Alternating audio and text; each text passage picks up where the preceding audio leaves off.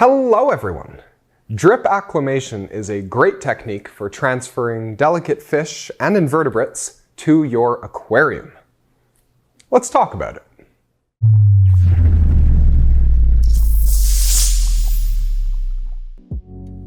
Normally, when you buy fish for your aquarium, you'll come home from the store, open up the bag, float them in your tank for about half an hour, and then release them. That is called the plop and drop technique, and it's pretty straightforward stuff. And as long as the water parameters of your aquarium are actually suitable for the fish that you bought, they're going to acclimate fairly easily without too much stress. However, there are species that are a lot more delicate, that don't tolerate change or fluctuations in water parameters nearly as well. Examples include wild-caught discus, Ultim angelfish, most saltwater fish, corals, that sort of stuff. In those cases, the species don't adapt well to the new conditions, or not as well to the new conditions, and that's when you need the drip acclimation technique. So what is drip acclimation? Basically, instead of just taking a fish bag and floating it in the aquarium, which really only acclimates the fish to the temperature, you instead very slowly and gradually add water from the aquarium to the water that the new fish are in. That allows them to acclimate to the temperature, but also the other water conditions, since they're being directly exposed to water from the aquarium. The drip acclimation is basically a more gentle, gradual version of taking water from the tank and adding it to a fish bag that's floating. Just does it in a slightly different, more controlled and gentle way. So today I wanted to show you my personal technique for drip acclimation. Other people might have slightly different ways of doing this. It's all the same idea. You're just looking to transition the new fish to the conditions of the aquarium as gradually as you possibly can. So first we're going to need some fish. Let's go get some fish.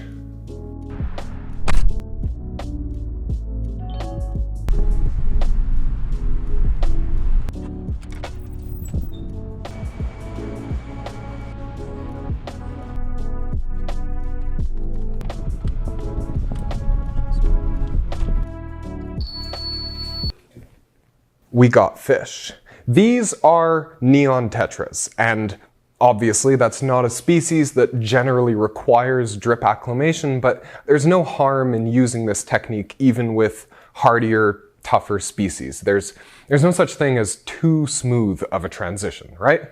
Now, what is important, what we do need to talk about, I got these fish from a local retailer, not online. Let me put them down for a second. We're going to do a bit of chemistry here, all right? If you order fish online, the fish are going to spend a lot longer in the fish bag than they would if you were to just drive them home from your local fish store. That means two things.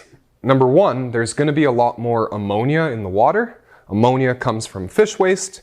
The longer the fish spend in the water, the more fish waste, the more ammonia. Cool. Number two, the fish are going to be breathing the whole time, we hope. That means they're going to be releasing CO2, which is going to gradually, slowly drop the pH of the water because CO2 is acidic. This makes sense.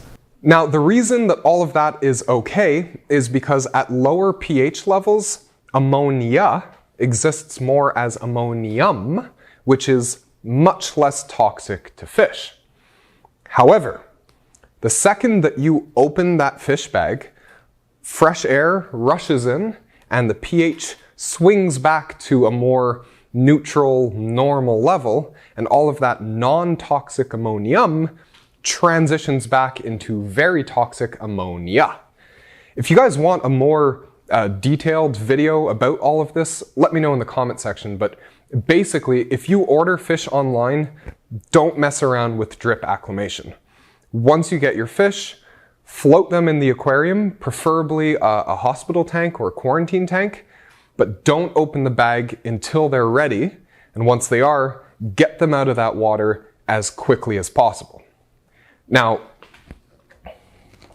these guys weren't ordered online, so we can drip acclimate them. So let's do that.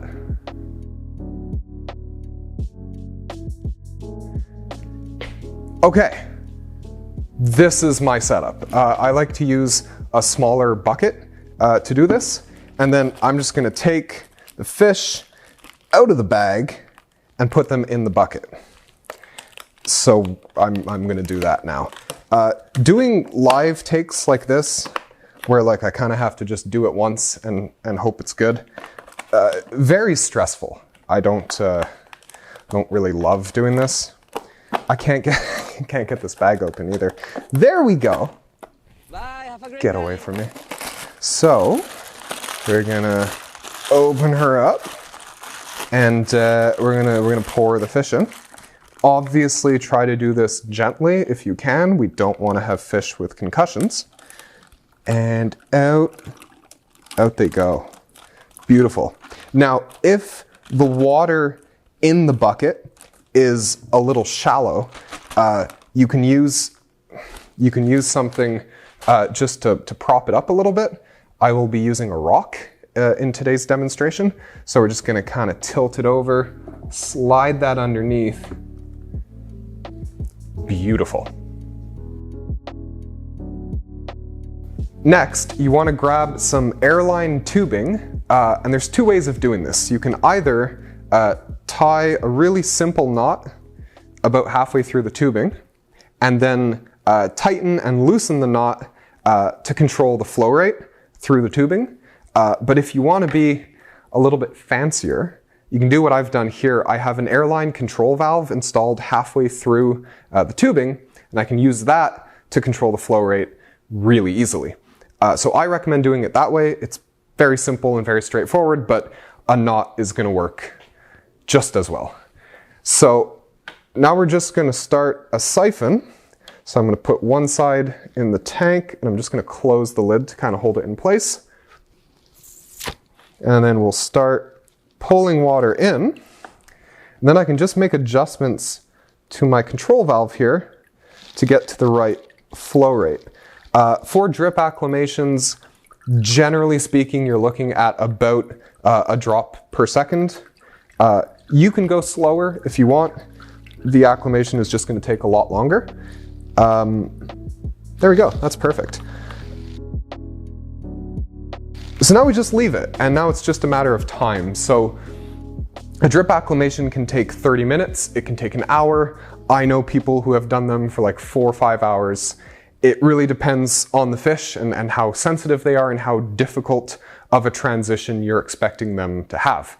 If you're acclimating some like crazy wild-caught discus, probably do it for a couple of hours.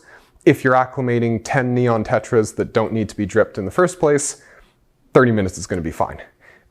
Once they're all done, once you think they're ready, just grab a fish net, scoop them out of the bucket, toss them in the tank, and you're done. And that is it for today. I really hope this video was helpful to some of you. If you have any questions or concerns or conundrums, please leave them in the comment section. I'll get back to you as soon as I can. If you enjoyed the video, hit like, and if you haven't already, please subscribe and hit the bell icon to be notified when we upload a new video. Thanks for watching. We'll see you next time.